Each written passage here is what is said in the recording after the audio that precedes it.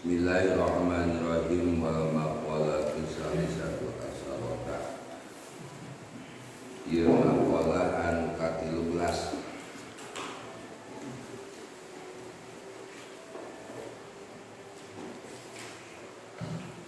Bila disaurkeun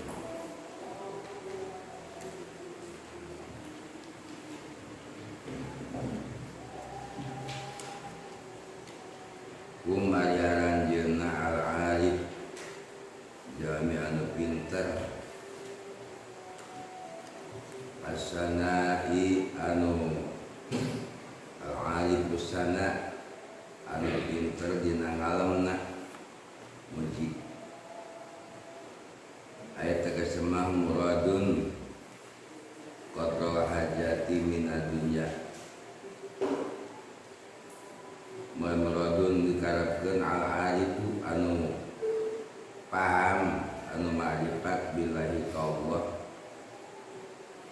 as-sana'u anu teu boleh ngalem Allah taala ka Allah taala bijamili sifatihi ku indah-indahna sifatna Allah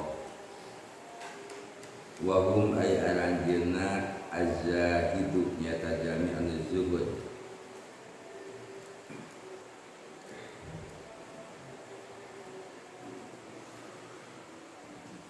ad-du'a wa doa ayat tegasna mah muradun nu dikarepkeun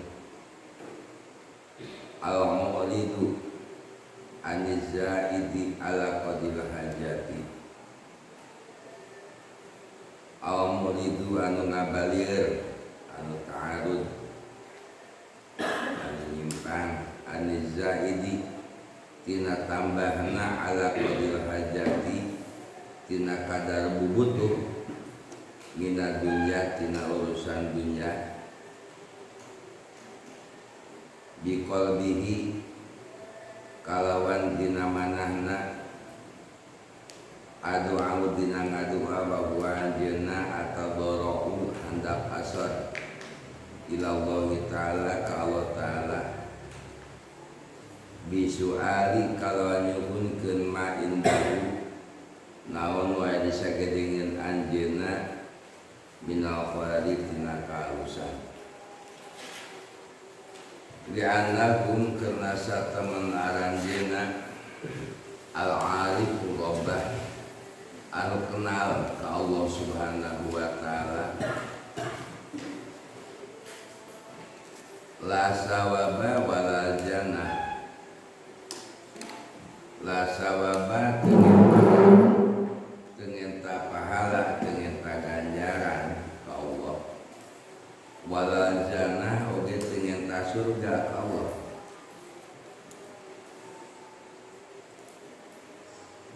wa hum jeung aranjeunna az-zahidu nafsahu anu zuhud tina dirina ayat tegasna manfaatun nafsahu minas sawabi wal jannah manfaatun ayana manfaat nafsahu pikeun dirina minas sawabi tina pahala wal jannati jeung surga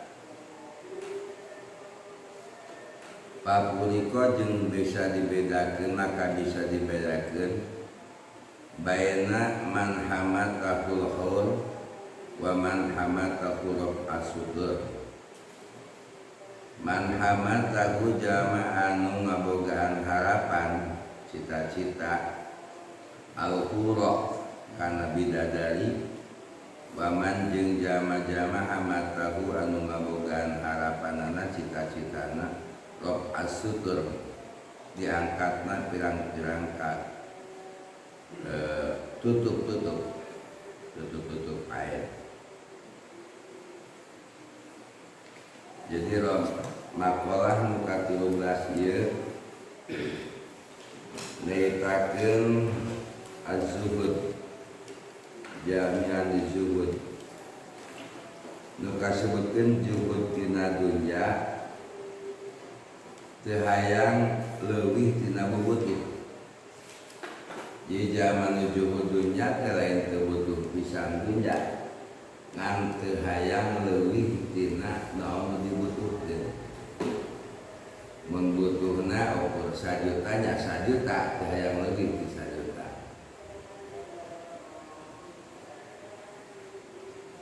Kata zuhud.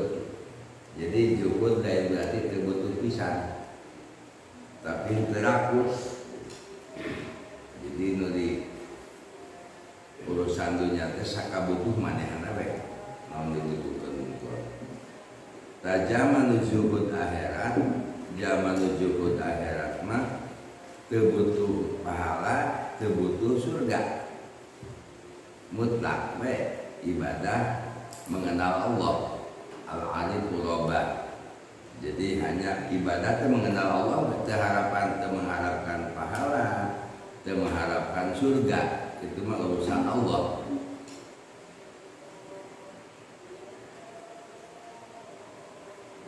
Sebab sakumaha tila diterangkeun yen aya 2 mutlak rahasia Allah, hak Allah nu teu bisa diganggu kurang. Kahiji qadar, kadua sabab.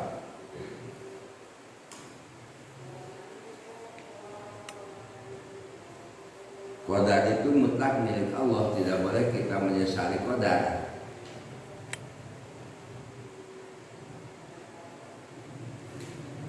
Jadi termasuk salah orang yang menyesali qadar.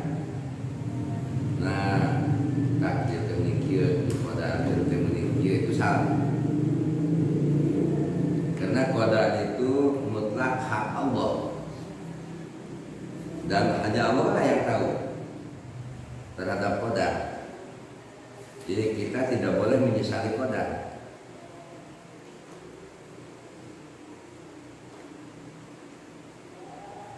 Tapi harus kita menerima, dibuktikan dengan menerima ini, yang memungsikan dengan qadar apa yang ada. Yang kedua sabab, ujroh, pahala. Itu rahasia Allah. Mau berapa diberi pahalanya, maka tidak usah menjadi tujuan. Maka orang yang zuhud akhirat, ibadah nanti terbutuh ku ganjaran, terbutuh ku surga. Mutlak we lillahi ta'ala, terkena hiji ganjaran. Biasana diurang anu awam ancan kasebutkeun zuhud dina akhirat justru tertarik kena fadilah, tertarik kena fadilah, fadilah berjamaah, fadilah di masjid kan, fadilah tarawih, fadilah baca Quran, fadilah zikir, fadilah puasa, itu diagung-agungkeun fadilah. Nah, orang yang zuhud itu tidak butuh sama sekali fadilah, itu urusan Allah. Kita tidak bisa menuntut. Nanti bisa jadi orang punya perasaan, punya fadilah sekian, digunung-gunung ganjaran teh, digunung-gunung. Ternyata pisan. Sebab ibadahnya bukan karena Allah, tapi karena fadilah. Sehingga orang yang zuhud mengatakan, aku tidak butuh surga, aku tidak butuh surga, aku tidak mau masuk surga, hanya mutlak ingin dapat ridho Allah aja, hanya ingin dapat ridho Allah. Ya kalau sudah dapat ridho Allah, yang mutlak masuk di surga, karena ridho itu ada di surga. Kalau adab ada di neraka, kalau adab ada di neraka, kalau ridho ada di surga. Jadi dia tidak mengatakan ingin surga, tapi ingin ridho Allah, ridho Illahi Ta'ala, ingin mendapatkan ridho Allah saja. Tidak tahu berapa itu pahalanya, apakah masuk surga dan tidaknya. Itu begitu kan, ingin masuk surga gitu. Tapi ingin mendapatkan ridho Allah, itu tanda orang yang zuhud anil akhirah. Jadi orang yang zuhud dunyana jamak dan lebih nanti nabubu mental lebih tina butuh. Butuhna sakitnya segitu. Mun ente teh mah hidup ayeuna sorangan di pesantren, masih jadi santri kene. Ada butuhna ge ukur sahuapeun, ukur sabarahaeun pertama. Hanya itu saja. Mun butuh pakaian, dengan pakaian ayeuna gitu. Teu hayang leuwih nama. Itu namanya zuhud. Nah, zuhud akhirat Terbutuh urusan dunia balas ibadah sampai status kita Allah. tidak butuh dengan pahala, tidak butuh juga dengan surga, tapi hanya butuh ridho Allah. Berarti jeung ngalatih ka urang, yen urang laksanakeun ibadah teh bolehlah untuk pengetahuan.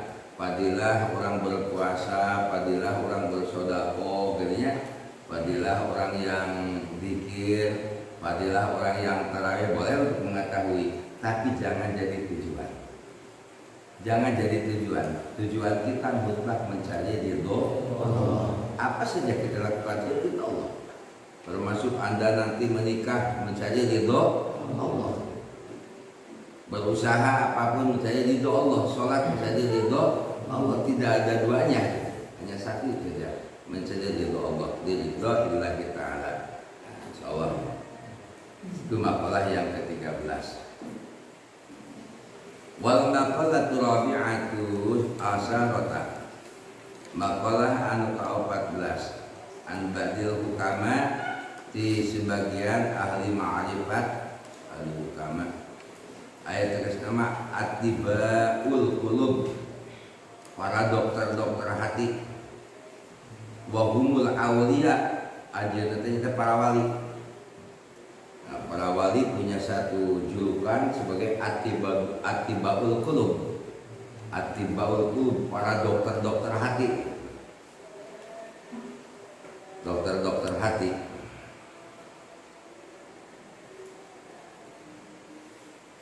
Yang ada pada dokter fisik itu dokter dalam kan, ahli dalam, ahli jantung, ahli paru-paru gitu kan, ada ahli tulang. Nah ini adalah dokter hati, dokternya dokter ahli hati, atibahul qulub. Wahumul awliya, arajina itu para wali. Man tauhama anna lahu waliyan awla minallahi qala ma'rifatuhu billah. Wa man tauhama sahajalma anu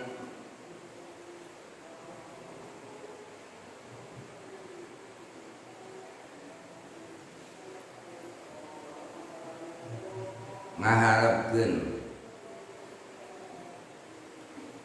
mentingkeun ana lagu sayana anjeunna walian wali aula nu leuwih utama minallahi ti Allah. Walat ngucapkeun marifatuhu marifat naita jama billahi ka Allah. Wa makna jeung hartosna mandona sahaja manu nyangka anak lahu nasiron anak sanyanya lahu kerajana nasiron anu nulungan aqrabu minallah lebih deket ti Gusti Allah wa aksaru nasrotan jeung loba pitulungna minhu tiata jama fa innakum maka syata jawate lam ya'rif teuninga Allah Ta'ala ka Allah Ta'ala. Wa man tauhama sajama nu ngabogaan pendirianana annalaku sanyata jama aduan jadi musuh a'zaman min nafsihi anu ngamusuhan ka dirina. Kula qalat ngucapkeun ma'rifatuhu ngamarifatkeunana fi nafsihi kana dirina. Ayat tegasna wa mandona sahaja manu nyangka analaku sa teman-teman pikeun aranjeuna aduan boga musuh aqwa nuluwi kuat min nafsihi tina nafsuna. Al amaratu anu marentakeun walawam entem al amaratu nafsu amarah walawamatu jeung nafsu lawamah. Painahu maka saya jawab teh lam ya'rif zaman teu nyaho nafsahu kana dirina. Maksudnya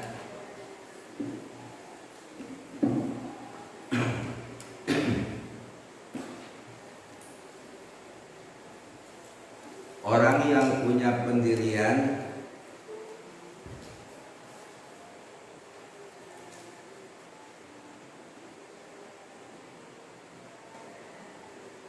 dia telah menolong orang lain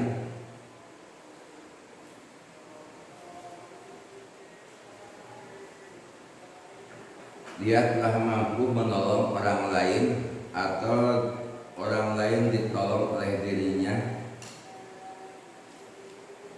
Lamun tema kurang di harita bahwa cilaka atau budak teman-teman. Itu termasuk orang yang lam ya'rifillah, orang yang tidak kenal pada Allah. Termasuk orang yang tidak kenal kepada Allah. Lamun jama ngakukeun geus nulungan batur, nulungan sahabat. Ngakukeun nulungan batur. Bahkan ucapkeun untung aya urang harita, temen urang walau alam. Itu namanya lam ya'rifillah, orang yang tidak kenal kepada Allah.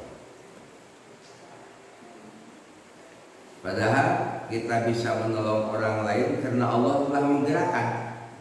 Akan terjadi sesuatu kemudian punya fadilah untuk kita menolong gitu.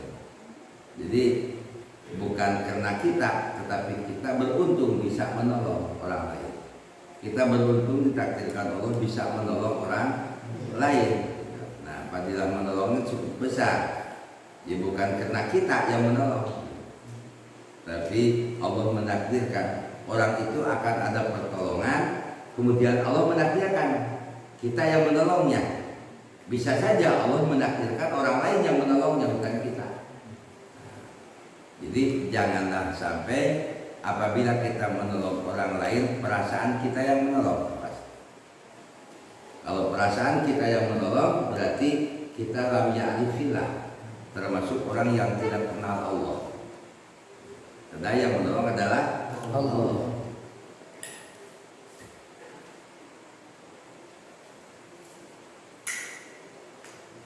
Yang kedua, janganlah Anda menganggap musuh berat kepada siapapun.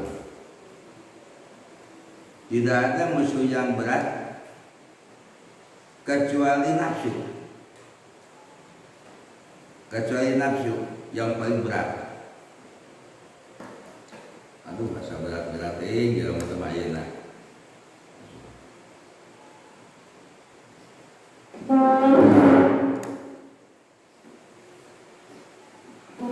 Karena dipikang ewa karena musuhan kubatur itu bukan musuh berat. Yang paling berat adalah nafsu yang ada di diri kita.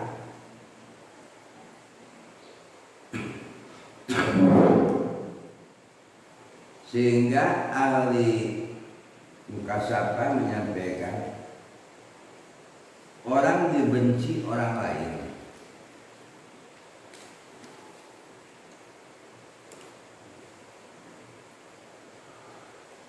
seseorang dibenci oleh pihak lain, pihak orang lain, itu belum tentu celaka.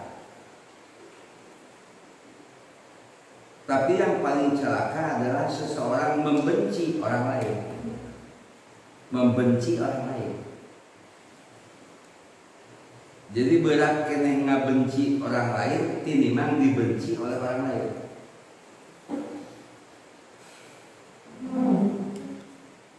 Kalau dibenci oleh orang lain, Nabi juga mengalami dibenci oleh Abu Jahal, oleh Abu Lahab, dan selanjutnya yang lain-lainnya. Itu membenci kepada Nabi, tapi tidak jadi celaka martabat Nabi.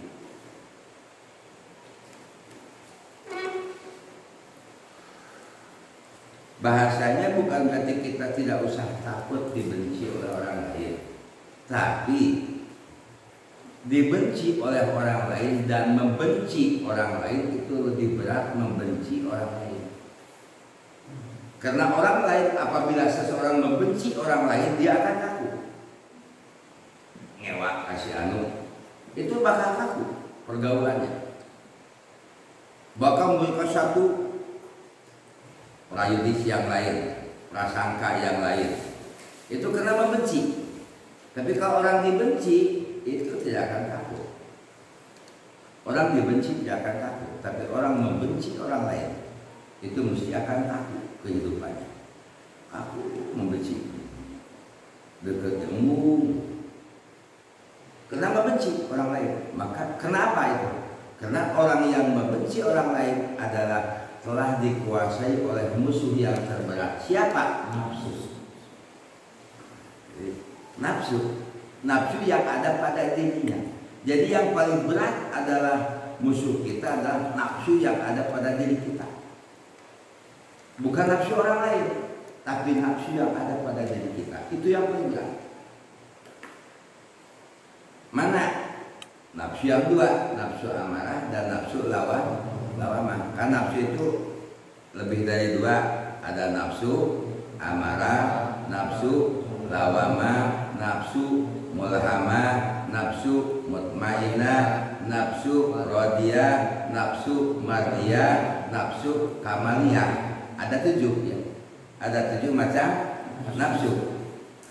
Ingat-ingat yang 7 tuh. 1 amarah, lawamah, mulhamah, mutmainnah, radiyah, mardiyah, kamaliyah. Itu nafsu.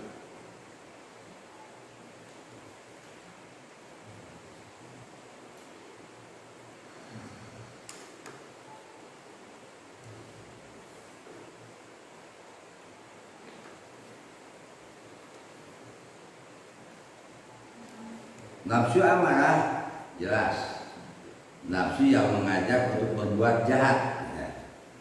La amaratu bisu'i, yang mengajak untuk berbuat jelek, berbuat buruk.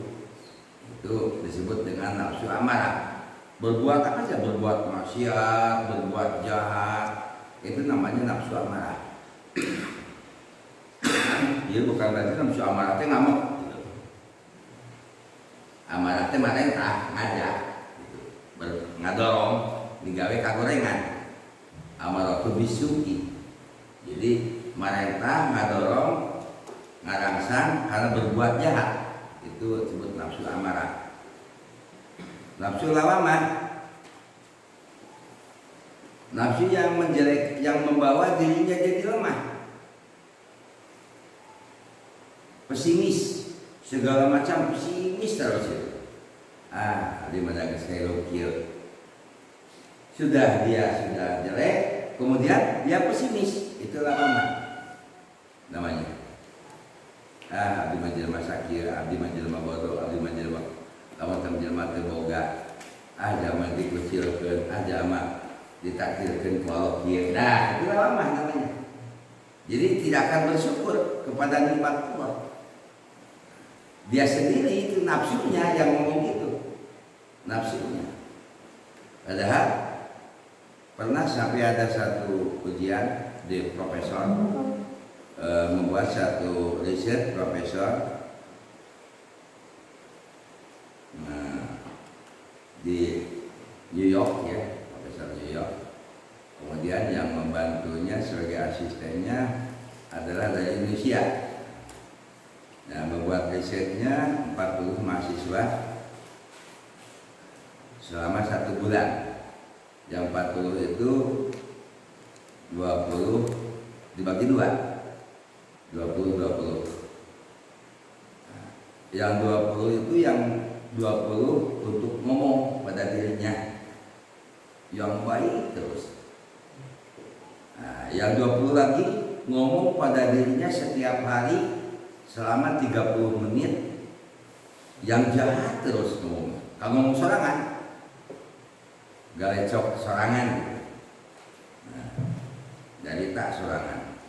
Anu 20 ngomong mana? Allah tuh begitu Rahman Rahim. Boga babaturan teh balalageun, boga kolot teh nyaah, boga pamarentah teh bageun, boga tetangga teh halus. Terus berbicara baik terus kasorangan.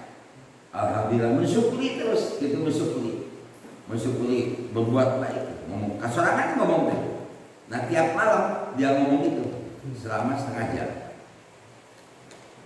Nusa 20 dari sakelompok 20 ini ngomong teh dibalikan yang sifatnya ekstrim ngomongnya.